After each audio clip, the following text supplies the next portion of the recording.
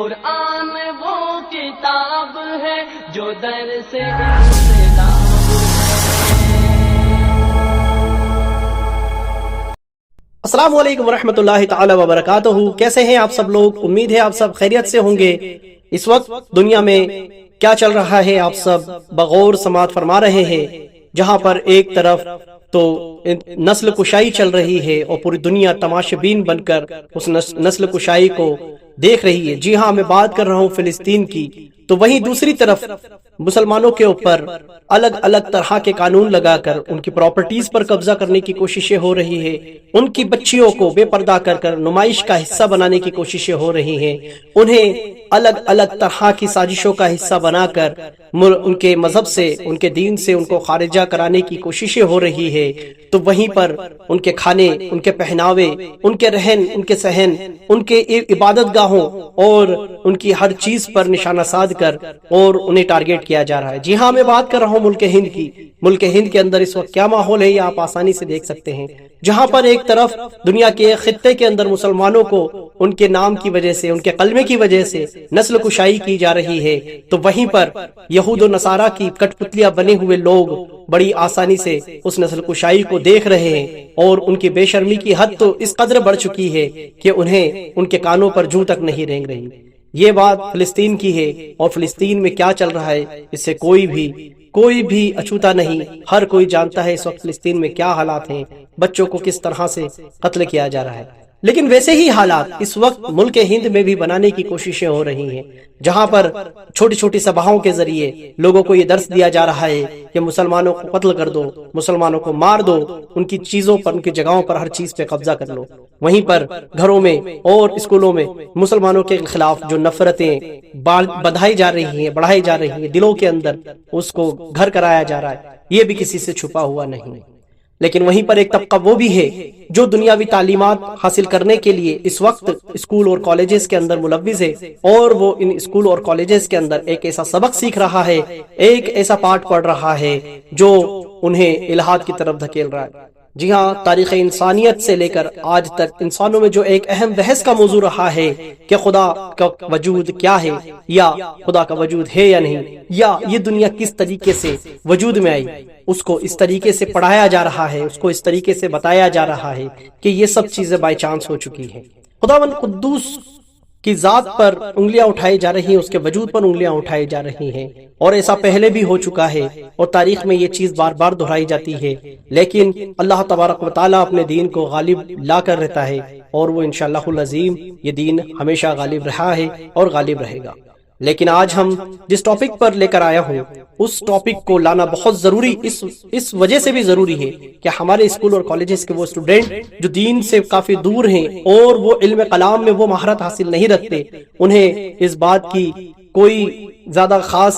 Knowledge نہیں ہوتی کہ وہ کس طریقے سے ان چیزوں کو جواب دیں اور کس طریقے سے ان چیزوں کو فیس کریں۔ ان کے لیے اس طرح کی چیزیں بنا کر انہیں ایک صحیح راستہ دینا بہت زیادہ ضروری ہے۔ تو چلیے آج ہم شروع کرتے ہیں آج کے اس ویڈیو کا جو خاص مقصد ہے کہ خدا کے ہونے کا ثبوت کیا ہے۔ تو چلیں آج اس پر ہی ہم ڈسکس کرتے ہیں۔ تاریخ انسانیت سے لے کر آج تک انسانوں میں ایک اہم بحث کا موضوع رہا ہے کہ یہ دنیا کیسے وجود میں آئی ہے۔ اس سوال کے جواب میں دو اہم دعوے ملتے ہیں، جس میں ایک دعویٰ تو یہ ہے کہ اس پوری کائنات یعنی یونیورس کا خود بخود وجود میں نہیں آئی، بلکہ اس کی تخلیق خداوند قدوس یعنی رب قدیر اللہ تبارک و تعالیٰ نے کی ہے، اور دوسرا دعویٰ یہ ہے کہ یہ کائنات خود بخود وجود میں آ گئی، اس کے لیے کوئی سپر نیچرل پاور یا کوئی سپریم بین کا کوئی دخل نہیں ہے۔ یہ دو دعوے ہمارے سامنے آتے ہیں۔ اب جو لوگ اللہ تبارک و تعالیٰ کے وجود کے قائل ہیں وہ کہلاتے ہیں ریلیجیس یعنی دھارمک، اور جو اللہ کے وجود کے منکر ہوتے ہیں وہ کہلاتے ہیں ایتھیسٹ یعنی کہ ملحد۔ جب بات آتی ہے کہ اس بحث میں کون حق پر ہے، تو ہمیں سب سے پہلے ان کی دلیلوں کی طرف نظر کرنی ہوتی ہے، یا ان کے دعووں کی طرف نظر کرنی ہوتی ہے، اور پھر ان سے دلیل مانگنا ہوتی ہے۔ جب ہم منکرین باری تعالیٰ سے پوچھتے ہیں کہ اللہ تبارک و تعالیٰ کے نہ ہونے کی کیا دلیل ہے، تو ان کے پاس کوئی دلیل نہیں ملتی، اور جب انہیں کہا جائے کہ بتاؤ یہ کائنات کیسے وجود میں آئی، تو ان کے پاس صرف ایک لفظ موجود ہوتا ہے، بائی چانس۔ یعنی کہ ایتھسٹ جو ہوتے ہیں وہ کہتے ہیں کہ یہ دنیا جو ہے ایکسیڈنٹلی وجود میں آ گئی، ان کا یہ دعویٰ ہے کہ دنیا بائی چانس وجود میں آئی ہے، اتنا ہی مضبوط لگتا ہے جتنا مضبوط تاش کا محل ہوتا ہے۔ یعنی کہ جو دعویٰ وہ کرتے ہیں کہ دنیا جو ہے بائی چانس وجود میں آ گئی، وہ دعویٰ اتنا ہی مضبوط ہے جتنا ہم تاش کا ایک چھوٹا سا گھر بنائیں اور پھر ایک ہوا کا جھونکا اس کو اڑا کر لے جائے۔ تو چلیے آئیے اس کے جواب میں بعض سائنسداں کے ہم جو ہے ان کے جواب ملاحظہ فرمائے کہ کس طریقے سے انہوں نے اس دنیا کو بنانے کے لیے ایک سپریم بینگ کے ہونے کا بالکل مانا ہے۔ اور ویسے بھی سائنس جو ہے خدا کا انکار نہیں کرتی، بلکہ وہ اس جستجو میں ہوتی ہے کہ یہ دنیا کیسے وجود میں آئی، نہ کہ اس جستجو میں اس کو کس نے بنایا ہے۔ اس کی جستجو یہی ہوتی ہے کہ کام کیسے ہوا، وہ یہ جستجو نہیں کرتے کہ کس نے کیا یا اس کے اوپر کون سی پاور اثر انداز ہوئی ہے۔ تو میں آپ کے سامنے سب سے پہلے امریکن کیمسٹ اور president of new York academy کے جو new York academy of science ہے اس کے ابراہم کریسی موریسن ہے، ان کی ایک کتاب ہے man does not stand alone. اس میں وہ لکھتے ہیں کہ مان لیجئے کہ آپ کے پاس 10 سکے ہیں۔ یہ انہوں نے ایک ایگزامپل ایک جو ہے تھیوری قائم کی ہے اس بات کو بتانے کے لیے کہ کیسے اللہ تبارک و تعالیٰ کا وجود ہے، وہ اس کو ثابت کرنے کے لیے ایک تھیوری بناتے ہیں اور اس تھیوری کو اس طریقے سے پیش کرتے ہیں کہ مان لیجئے کہ آپ کے پاس 10 سکے ہیں، ان سکوں پر آپ 1 سے لے کر 10 تک کی گنتی لکھ لیتے ہیں۔ اب ان سکوں کو جب جیب میں ڈالتے ہیں اور اچھے سے ہلا لیتے ہیں، اب ان سکوں کو اس ترتیب سے نکالنے کی کوشش کرتے ہیں کہ 1 سے لے کر بالترتیب سکے نکلے۔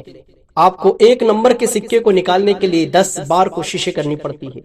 اگر آپ یہ کوشش کریں کہ پہلے 1 سکہ پھر 2 نمبر کا سکہ نکلے تو آپ کو 100 بار کوشش کرنا ہوگی۔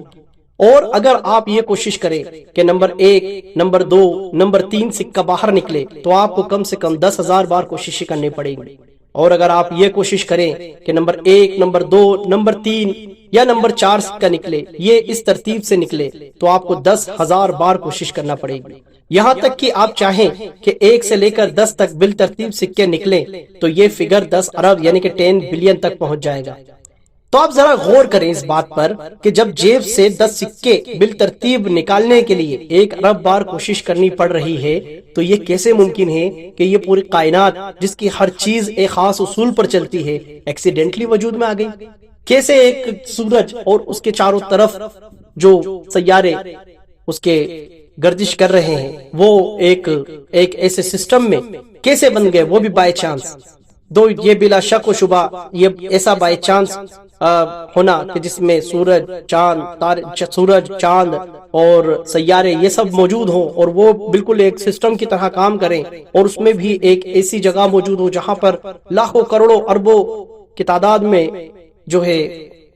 پرجاتیاں موجود ہو، لاکھوں کروڑوں اربوں تعداد میں پرجاتیاں موجود ہو، کیڑے مکوڑے، مچھلیاں، انسان، سب طرح کی الگ الگ جو ہے مخلوقات موجود ہوں اور ان کی ایک سسٹم موجود ہو، سسٹم کے اندر الگ ڈیزائن موجود ہو، ان کی اگر ہم جسم کی بناوٹ کی طرف دیکھیں تو ان کی ہر اعضاء کا ایک خاص ڈیزائن موجود ہو۔ کیسے یہ ممکن ہے کہ اتنے سارے اربوں خربوں جو ہے اربوں خربوں اتفاق ایک ساتھ مطلب ایکسیڈنٹلی وجود میں آ جائے؟ یہ بلا شک و شبہ جو ہے اتنے سارے بائی چانس ممکن ہی نہیں ہے۔ اور اسی بات کو جو ہے سر فزسسٹ، ایک بہت بڑے فزسسٹ ہوئے ہیں جو کہ فلاسفر بھی رہے ہیں، نوبل ان کو نوبل پرسکار یعنی کہ جو نوبل ہم جس کو نوبل شانتی ایوارڈ بھی کہتے ہیں وہ ان کو ملا ہوا ہے، وہ سر روجر پینروز جو کہ ایک بہت اچھے فلاسفر رہے ہیں، انہوں نے یہ کیلکولیٹ کیا کہ اس پوری کائنات کا حادثاتی طور پر وجود میں آنا یعنی کہ خود بخود پیدا ہو جانے کی پروبیبلٹی کتنی ہے۔ اس پروبیبلٹی سے ہمیں یہ پتہ لگے گا کہ یہ کتنا ممکن ہے کہ اتنے سارے حادثات ایک ساتھ ہو جائیں۔ تو وہ جب اس کا اندازہ مطلب ایک کیلکولیشن لگاتے ہیں تو ان کا کیلکولیشن نکلتا ہے 10 اسکوائر 1 2 3 میں سے ایک چانس ہے کہ یہ تمام جو کائنات ہے یہ خود بخود وجود میں آ جائیں گے۔ 10 اسکوائر 1 2 3 ذرا سوچیں کہ 10 اسکوائر 1 2 3 آپ اگر اس کی ہم گणنا نکالیں تو اس میں جو صفروں کی جو تعداد ہوگی وہ ہماری اس جو کائنات ہے اس میں موجود فنڈامنٹل پارٹیکل سے بھی زیادہ ہوگی. تو آپ خود اندازہ لگا سکتے ہیں کہ اتنے یہ جو بائی چانس ہے یہ ہونا کتنا زیادہ ممکن ہے. اور ویسے بھی فزکس کے اصولوں کے مطابق اگر کسی چیز کے ہونے کا امکان 10 اسکوائر ٹو 50 سے کے برابر یا اس سے زیادہ ہوتا ہے تو اس کو امپاسبل مانا جاتا ہے. اور یہاں پر 10 اسکوائر 1 2 3 ہے. تو آپ اس بات کو اندازہ لگا سکتے ہیں کہ یہ کائنات